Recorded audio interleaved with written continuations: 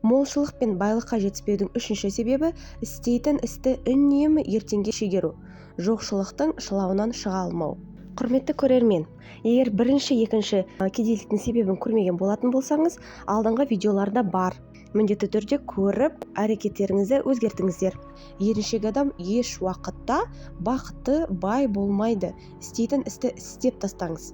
Тоқмейілсу де істі ертеңге қалдырудың бір түрі, бірақ та өзіңіз оны сезбейсіз. Адамдар молшылыққа шомылудың орнына сылтауларды таба береді. Уақыт болған жоқ, ай, күн дұрыс емес.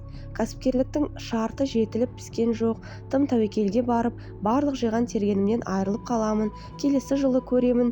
Осылайша шұбалаңдатып, алғашқы қадам күннен айға, айдан жылдарға сағызша созылып шегеріле береді. Адам тіпті баюға болатын жолды көріп, сезіп тұрса да бұрынғы әдетінің құлы болып қалады.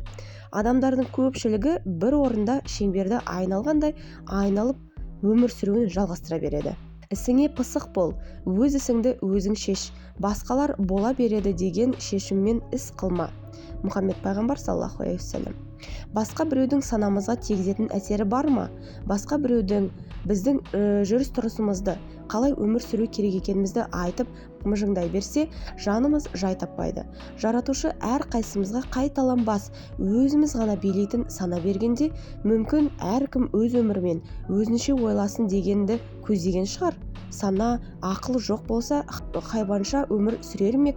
Адам санасы сенген, көз алдына елестеткен мақсаттарының бәріне де ерінбей еңбектеніп, құмырсқа сияқты алған бетінен қайсарлықпен қайтпаса жетпей қоймайды. Өз жұмысыңызды жан тәніңізбен беріліп істеңіз. Бүгінгі істейтін істі еріншектеніп, еш уақытқа ертеңге қалдырмаңыз. Құрметті көрерменім, енді сіз кедейліктің үшінші себебін білдіңіз. Өз бойыңызда бар ма екен, соны өзіңізден сұрап көріңіз.